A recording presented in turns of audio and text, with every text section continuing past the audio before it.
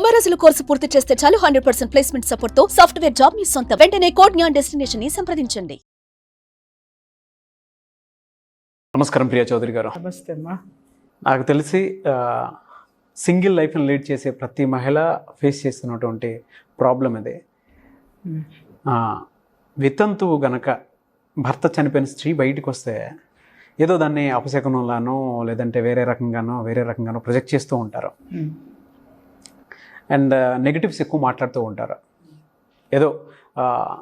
ఏదో నెగిటివ్ జరిగిపోతుంది జీవితంలో, వాళ్ళ అనవసరంగా బయటకు వచ్చాం, ఆవిడ ఎదురొచ్చింది, నాకు ఇది జరగలేదు, అనవసరంగా ఆవిడ మొహం చూసాము అని చెప్పినప్పుడు, అది విన్నప్పుడు నిజంగా వీళ్ళ గుండె తరుక్కుపోతుంది. లోపల అది దాచుకొని కుమిలి ఏడుస్తారు. ఆడవాళ్ళకు మాత్రమే ఎందుకు అలా ఉంటుంది? ఒకవేళ భార్య చనిపోయిన భర్త కనుక అదే పొజిషన్లో బయటకు వస్తే అతని గురించి ఎవరు మాట్లాడరు. అంటే పురుషుడికి పేరేం పెట్టలేదుగా, వెధవడు అనో ఏం పెట్టలేదు కదా.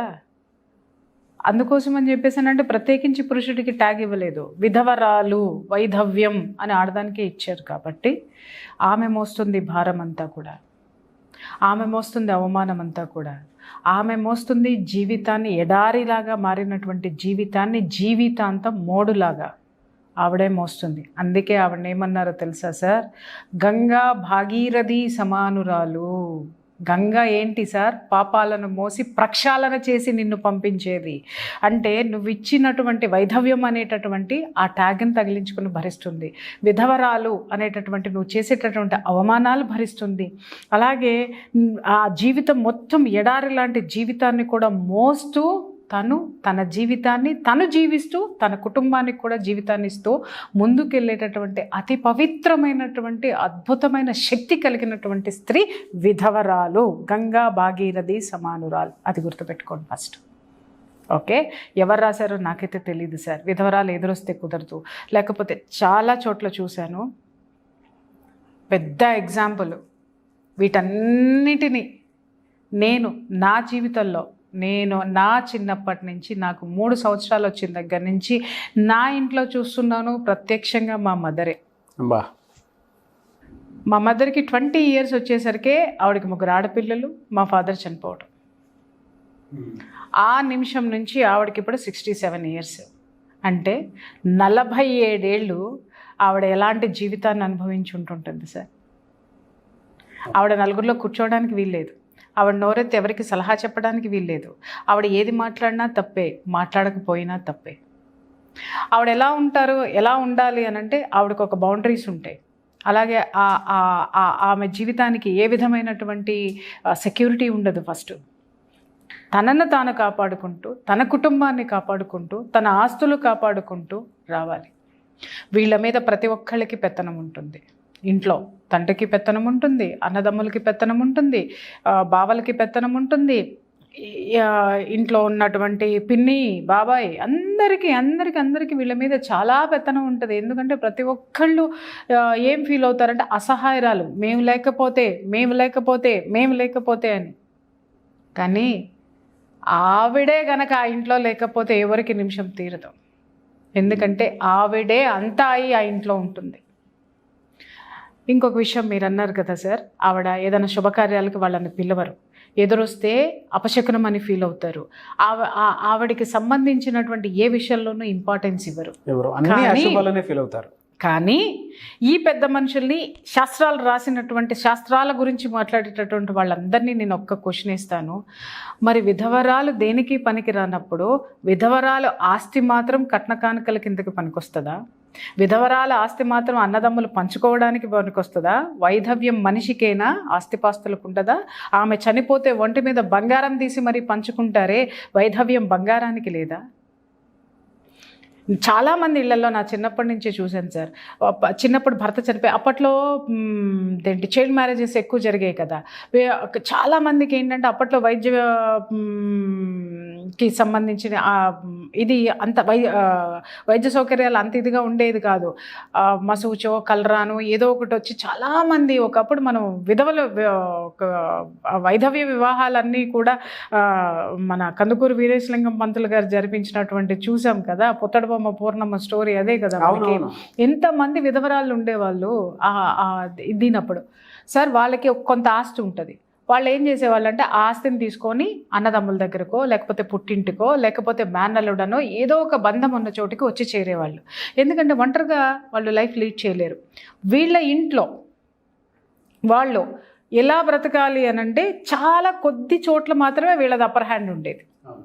కానీ మిగిలిన అన్ని చోట్ల వీళ్ళ ఆస్తి మీద వాళ్ళకి పెత్తనం ఉంటుంది.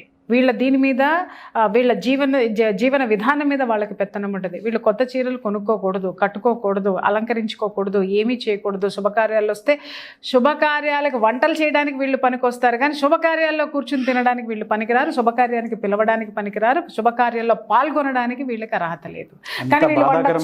కానీ వీళ్ళు వండొచ్చు, వీళ్ళు చాకరీలు చేయొచ్చు, శుభకార్యం జరిగే చోట ఇల్లంతా శుభ్రం చేయొచ్చు, దానికి అర్హత ఉంటుంది. అట్లాగే దేవుడికి ఏం కావాలి అన్ని తోమ అక్కడ పెట్టచ్చు, దానికి అర్హత ఉంటుంది. కానీ సోకులకి మాత్రము సోకులు వీళ్ళు చేసుకుంటారు, శ్రమ వాళ్ళది. ఎవరు చెప్పారు సార్ ఇవన్నీ? ఎవరు ఇచ్చారు సార్? మరి వీళ్ళు అక్కడ కూర్చుంటానికి అనర్హులు అనుకున్నప్పుడు మరి వాళ్ళు తోమినటువంటి పాత్రలు మీకు ఎలా ఉపయోగపడుతున్నాయి? వాళ్ళు చేసినటువంటి వంట ఎలా ఉపయోగపడుతుంది మీకు? అలాగే వాళ్ళు తుడిచి శుభ్రం చేసినటువంటి ఆ పరిసరాలు మీరెందుకు వాడుతున్నారు? అది కూడా క్వశ్చన్ చేసుకోవాలి కదా. తర్వాత ఆస్తులు వస్తే సార్, ఇంట్లో ఒక చెల్లెలో లేకపోతే మరదలో ఎవరో ఆ ఇంట్లో ఒక విధవరాలు ఉంది, తనకు ఆస్తిపాస్తులు ఉన్నాయి. ఓకే, ఆ ఇంట్లో ఒక ఆడపిల్లకి పెళ్లి జరగాలి. పెళ్లి జరగాలి అని అంటే ఆస్తి కావాలి, లేకపోతే సొమ్ములు కావాలి, లేకపోతే ఏదైనా కావాలి. ఎమ్మటే ఏం చేస్తారనంటే ఈ విధవరాలు ఎవరైతే ఉంటారో వాళ్ళ ఆస్తిపాస్తులు వీళ్ళకి ముందు నుంచి అనుకునేస్తారు సార్. మీకు అది ఉంది కదా, పెద్ద మేనగోడలకి లేదా చిన్న మేనగోడలకి లేదా అన్న కూతురికి లేదా అక్క కూతురికి, ఇట్లా వాళ్ళది వీళ్ళే నిర్ణయించేస్తారు, కుటుంబ సభ్యులు నిర్ణయించేస్తారనమాట. నిర్ణయించేసి వాళ్ళకి ఇది పెళ్ళి టైంకి వచ్చేసరికి సార్ వాళ్ళ మేనత్తది ఎకరం పొలం ఈవిడికే, 10 ఎకరాలు ఈవిడికే, లేకపోతే వాళ్ళ పెద్దమ్మది ఈవిడికే, లేకపోతే అంటే ఏ వరుస అవుతుందో ఆ విధవరాలు ఆస్తులు మొత్తము లేదా బంగారము ఈమెకి సంబంధించిందే పెళ్లి కూతురికి ఇస్తారు, పెళ్లి కూతురికి పెడతారు, పెళ్లి కూతురికి అలంకరిస్తారు. ఆ యొక్క సుమంగళిగా ఆమె ఇంకొక ఇంటికి వెళ్ళడానికి అమంగళం అనే భావించేటటువంటి ఈవిడ వైధవ్యము కి సంబంధించినటువంటి ఈ విధవరాల యొక్క ఆస్తిపాస్తులు ఒక మనిషిని సుమంగళిగా చేయొచ్చు, కానీ ఈవిడికి ఆ కార్యక్రమంలో పాల్గొనేటటువంటి అదృష్టం ఉండదు. ఆవిడ ఆస్తులు కట్నాల కింద ఇచ్చుకుంటారు, ఆవిడ బంగారాన్ని వీళ్ళు వాడుకుంటారు, ఆ సుమంగళికే ఉపయోగిస్తారు.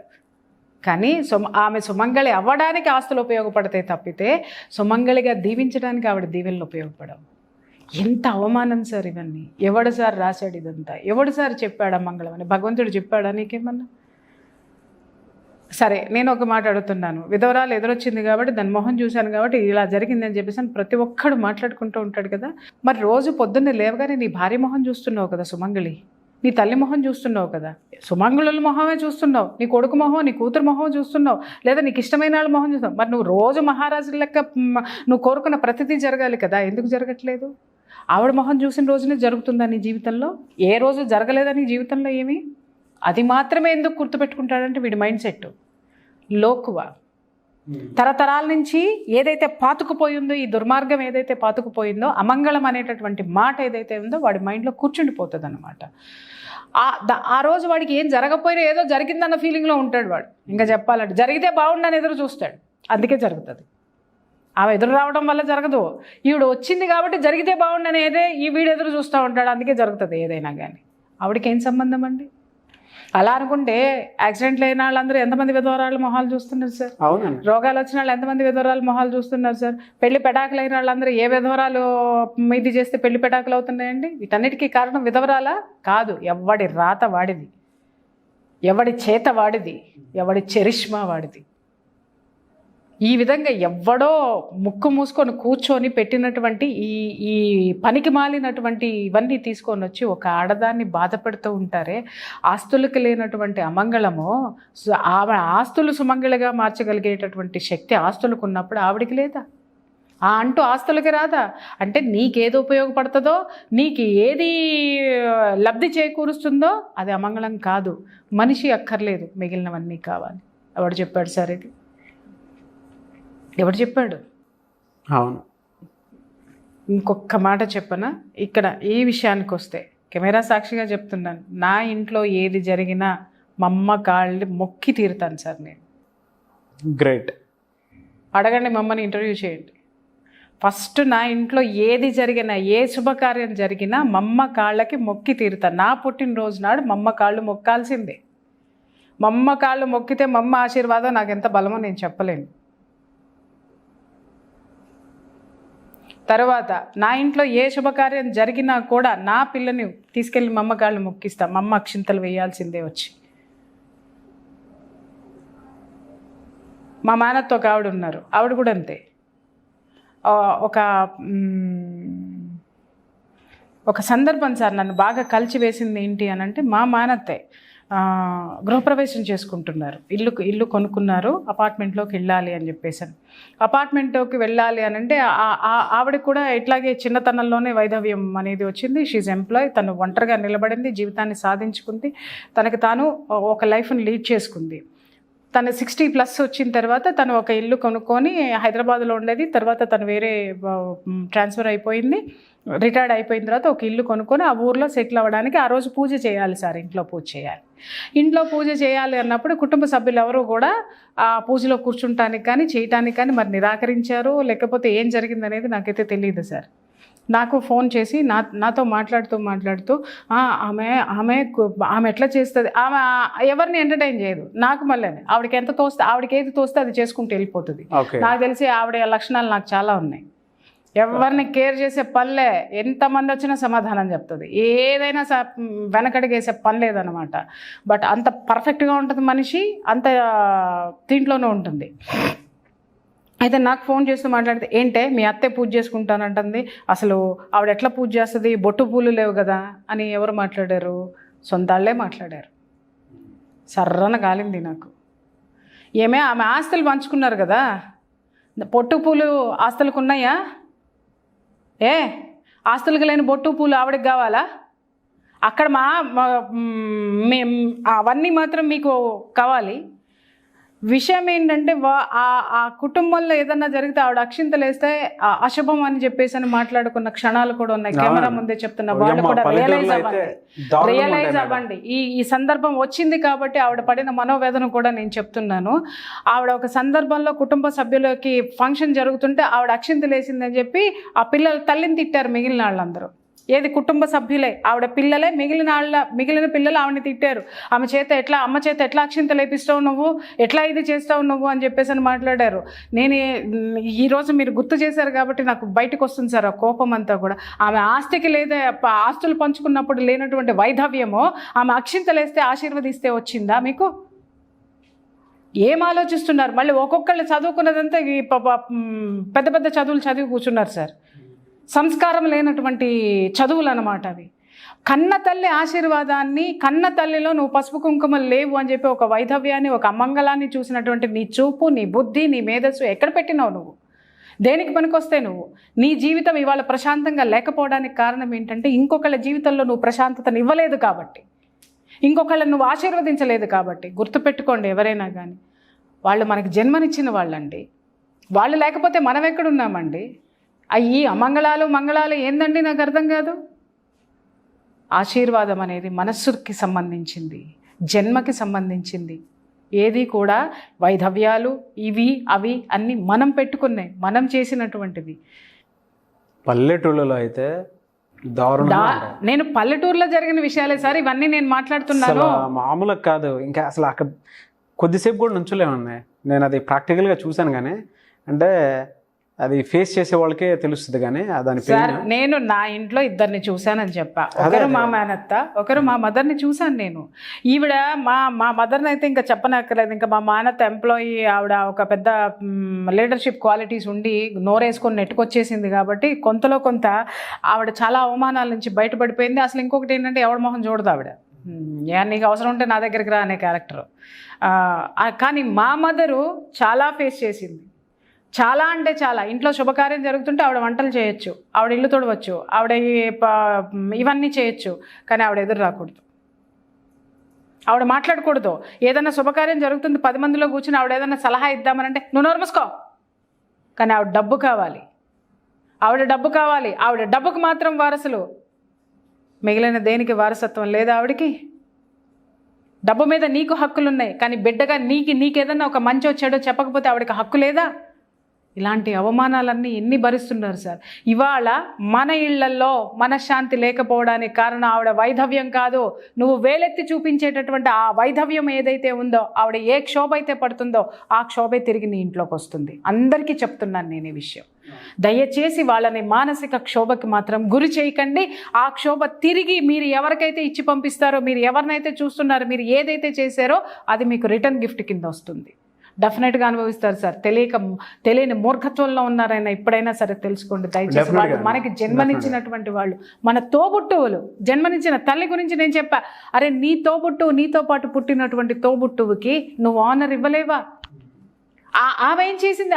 ఆమెకేం సంబంధం ఉంది వైధవ్యంతో? నువ్వు నీ తల్లిదండ్రులు తీసుకొచ్చి చేసిన దిక్కుమాలిన సంబంధం వాడు పుట్టుకుని పోయినాడు. ఆమెకేం సంబంధం ఉంది? ఆవిడ తలరాత మీరు రాశారు, మీరు చేసిన పెళ్ళిళ్ళతోటే కదా పోయింది ఆవిడ. ఆవిడ జీవితంలో అసలు ఒక వ్యక్తిని పోగొట్టుకొని ఆవిడ ఒక దుఃఖంలో ఉన్న మనిషికి ఇంకా ఆ లోటు తీసేయాలి. ఎస్ నువ్వు షేర్ చేసుకో, నువ్వు కూర్చో, నువ్వు చెయ్యి అని ఆవిడకి ఇచ్చి ఇది చేయాల్సింది బదులు మీరు పక్కకు ఉండండి. సుమంగళి సుమంగళి సుమంగళి అని 10 సార్లు మాట్లాడతారు సార్. నాకు పిచ్చి కోపం వస్తుంది. ఏందండి సుమంగళి? సుమంగళి అంటే ఏంటి సార్? మనస్సులో ఏ భావం ఉండాలి సార్? చిరునవ్వు, ఆశీర్వాదం ఇచ్చేటటువంటి మనస్తత్వము, ఆశీర్వాదం ఫలించేటటువంటి పవర్ ఉండాలి. అసలు నీ నోట్లో నుంచి అమంగళాలు వస్తాయి అయ్యే, నీ మనసంతా అమంగళంతో నిండిపోయింది. బొట్టు కాదు సార్ సుమంగళత్వం అంటే, బొట్టు పూలు కాదు సార్. మనస్సులో నుంచి వచ్చేటటువంటి ఆశీర్వాదం ఏదైతే ఉందో, ఆ యొక్క పాజిటివ్ ఎనర్జీ ఏదైతే ఉందో, పాజిటివ్ థింకింగ్ ఏదైతే ఉందో అది సార్ సుమంగళి. చాలా సందర్భాల్లో చూస్తాను కదా సార్, అందరికీ పసుపు కుంకుమ ఇస్తూ ఉంటారు కదా. ఇట్లా ఎవరైనా ఉన్నారనుకోండి, ఎవరైనా భర్త చనిపోయి అక్కడ ఉన్నారనుకోండి, వాళ్ళకి ఇవ్వరు, తీసుకెళ్ళిపోతారు. నాకు ఎక్కడ కోపం వస్తుందంటే, సరే పసుపు కుంకుమ వాళ్ళకి అక్కర్లేదు, పసుపు కుంకుమ పక్కన పెట్టి అది ఇవ్వచ్చు కదా వాళ్ళకి. ఇచ్చేస్తే వాళ్ళ వైధవ్యం వీళ్ళకి వచ్చేస్తుందంట. మరి వాళ్ళ ఆస్తులు పంచుకున్నప్పుడు రాదా? వాళ్ళ మెళ్ళల్లో బంగారాలు వేసుకున్నప్పుడు రాదా? వాళ్ళ చీరలు తీసుకున్నప్పుడు రాదా? వాళ్ళు నీ ఇంటికి వచ్చి చాకరీలు చేసినప్పుడు రాదా? వాళ్ళకి నువ్వు షేర్ చేస్తే, వాళ్ళకి కూడా ఇచ్చి నువ్వు ఆశీర్వదిస్తే, నెక్స్ట్ అయినా వాళ్ళకు ఒక మంచి జరగాలని నువ్వు ఆశీర్వదిస్తే నీ సుమంగళితనం పెరుగుతుంది, నీ ఇంట్లో సంతోషం పెరుగుతుంది, పాజిటివ్ ఎనర్జీ వస్తుంది. ఇది ఎప్పుడు తెలుసుకుంటారు జనం? ఇది ఎప్పుడు స్వీకరిస్తారు? వాళ్ళ ఏడుపులు, వాళ్ళ మానసిక క్షోభ మన ఇంటి చుట్టూ మనతోటే తిరుగుతాయి సార్. ఈరోజు మనం ఎవరైనా సరే ఒక్కసారి వెనక్కి తిరిగి చెక్ చేసుకోండి. జీవితంలో మనకెందుకు కలిసి రావట్లేదురా భయ్, జీవితంలో మనం ఎందుకు ఏడుస్తున్నాంరా నాయన, మనకెందుకు మనశ్శాంతి ఉండట్లేదురా నాయన అనుకున్న వాళ్ళందరూ మీ ఇంట్లో విధవరాలు ఉందేమో చెక్ చేసుకోండి, మీ ఇంట్లో ఆవిడ అవమానాలు పడుతుందేమో చెక్ చేసుకోండి, మీ ఇంట్లో ఆవిడకి మీరు గౌరవం ఇస్తున్నారో లేదో చెక్ చేసుకోండి. లేకపోతే ఈ నిమిషం నుంచి ట్రై చేయండి, ఆటోమేటిక్గా మీ ఇంట్లో అన్నీ వస్తాయి. డెఫినెట్గా అండి. ఎందుకంటే ఆవిడ ఆశీర్వాదం పవర్ఫుల్ సార్, చాలా పవర్ఫుల్. ఎందుకనంటే ఒక జీవన విధానం ఆవిడకి ఒక ప్యూర్ మైండ్ సెట్ ఉండాలి అనంటే, వీళ్ళందరూ ఏమవుతుందంటే, ఇక్కడ కూడా మీకు ఇంకొక ప్రమాదం చెప్తున్నాను. మీ అందరికీ జరిగే ప్రమాదం ఏంటంటే, వీళ్ళు ప్రతిదానికి వాళ్ళని అవాయిడ్ చేయడంతో వాళ్ళ కొంతమందిలో ఏమవుతుందంటే సార్, ఆ ఫీలింగ్ అంతా సాడిజం కింద మారిపోతుంది. ఆ గిల్టీ ఫీలింగ్ ఏదైతే ఉంటుందో అసూయ కింద, ఈర్ష్య కింద, ద్వేషం కింద మారిపోయి ఇక వాళ్ళు ఏం చేసినా వాళ్ళకి చొక్కలు చూపించేస్తారు, అలా కూడా మారుతారు. కాబట్టి నిప్పుని చాలా జాగ్రత్తగా చేయాలి. ఆ నిప్పు నీ ఇంట్లో ఉన్న హోమగుండం అనుకో, దగ్ధం చేసేట నిప్పురవ్వ కాదు అది. అంత పవిత్రంగా మీరు వాళ్ళని చూడండి. ఎంత జాగ్రత్తగా మీరు చూసుకుంటే మీ ఇంటికి అంత మంచి జరుగుతుంది. Thank you so much Priya Chowdary గారు. Thank you.